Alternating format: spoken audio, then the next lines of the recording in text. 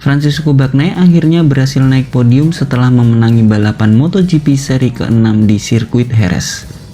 Bagnaia tampil meyakinkan sejak lampu merah padam sampai bendera finish dikibarkan. Padahal sebelumnya ia mengalami kesulitan, bagai sedang diikuti nasib sial.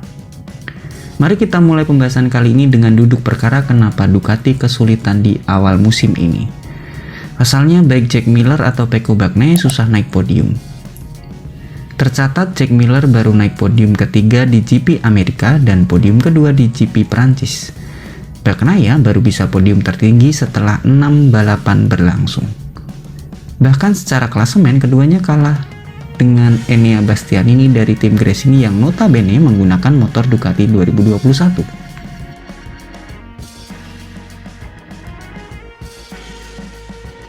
Semuanya dimulai dari GP Qatar ketika dua Ducati Jack Miller dan Bagnaia mengakhiri balapan tanpa poin. Miller harus memarikan motornya setelah mengalami masalah elektronik, sementara Bagnaia lebih apes lagi. Ia mengalami low set di tikungan pertama saat menyalip Jorge Martin, sekaligus menyeretnya keluar lintasan. Setelah itu berlanjut dengan hasil kurang memuaskan lainnya. Kecuali di Amerika dan Prancis, Miller hanya finish keempat di Mandalika, finish 14 di Argentina, gagal finish di Portugal, finish kelima di Jerez.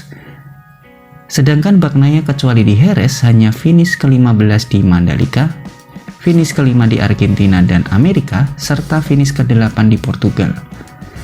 Di Portugal ia bahkan harus membalap dengan perda rasa sakit akibat terjatuh saat latihan bebas.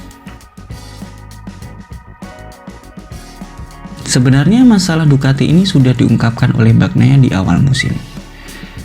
Pertama, Ducati kebingungan menentukan motor yang pas untuk mengarungi musim 2022. Bahkan ketika Bagnaia diberi kesempatan untuk mengetes motor, ia mengaku bahwa itu bukan ranah dia. Tahun lalu tidak seperti ini. Ada pembalap-pembalap satelit dan tim independen yang harusnya menguji hal-hal seperti ini.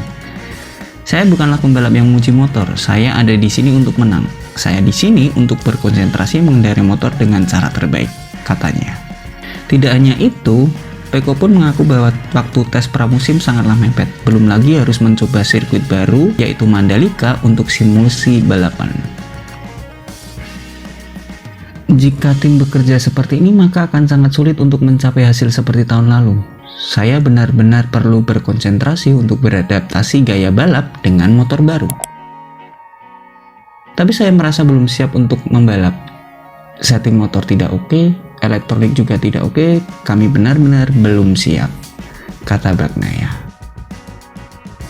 By the way nih, sepertinya ini juga yang menjadi alasan kenapa setelah balapan di Jerez dilanjutkan tes motor untuk semua pabrikan. Hampir semua tim mengatakan jika waktu tes pramusim masih kurang maka ditambahlah tes di Jerez setelah seri ke-6 kemarin. Oh iya, saking bingungnya Ducati dengan motor baru, mereka sampai memutuskan untuk menjajal Ducati Hybrid di tes awal musim, dimana ini sebenarnya adalah percampuran spesifikasi motor 2021 dan motor 2022.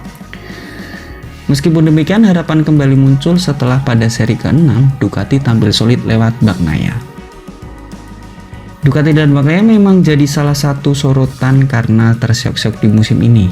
Wajar memang, karena pada musim lalu Bagnaia tampil menjanjikan dan bersaing ketat dengan Quartararo untuk merebutkan juara dunia. Sayangnya, saat itu di seri ke-16 Emilia-Romagna, Bagnaia yang sempat memimpin jalannya balapan terjatuh, sehingga Quartararo memastikan juara dunia setelah finish keempat. Jadi wajar jika Bagnaia adalah salah satu kandidat juara dunia musim ini.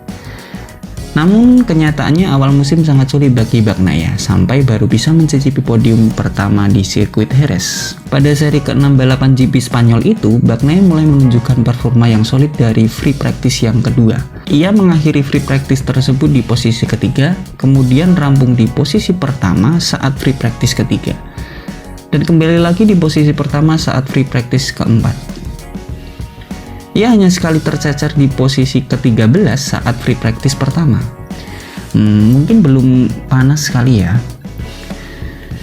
Bagnaia pun dengan mulus masuk di kualifikasi kedua setelah rangkuman catatan waktunya terlihat impresif. Kesempatan itu pun tidak ia sia-siakan dengan menyabet pole position untuk start balapan. Pada saat balapan pun, Bagnaia langsung tancap gas dengan melaju terdepan. Ia bahkan mengaku sangat penting untuk konsisten dalam waktu putaran. Meskipun di layar kaca Bagnaia terlihat cukup jauh dengan El Diablo, namun Bagnaia sempat khawatir tersusul atau bahkan melakukan kesalahan. Hal ini membuat anak didik Valentino Rossi itu berusaha berkendara dengan sempurna. Bahkan dia sampai tidak memikirkan rasa sakit di bahunya yang ia dapatkan setelah high side di GP Portugal. Di sisa lap terakhir, jarak Bagnaia dengan Quartararo sebenarnya sempat mendekat. Namun hal itu masih belum cukup untuk menggeser posisi Bagnaia. Pecco pun mengakhiri balapan di posisi pertama dan buka puasa podium.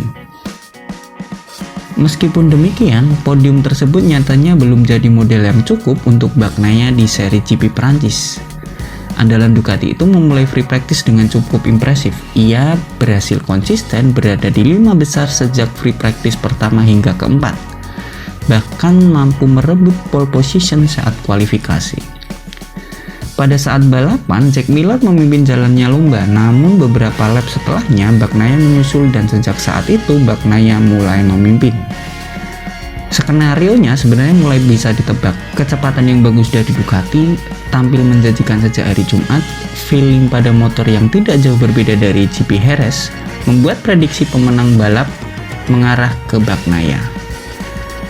Akan tetapi pada lap 12 Bastianini mulai merangsung di barisan depan. Selanjutnya pada lap 20 pembalap Gresini itu mulai cukup dekat dengan Bagnaia. Sampai pada akhirnya di lap 21 terjadi aksi saling susul-menyusul di antara keduanya. Mungkin saat itu Bagnaia kurang tenang atau terkesan kurang meminimalisir kesalahan karena setelah saling salip menyalip, ia pun terjatuh. Skenario yang dibayangkan dan prediksi kemenangan pun hilang.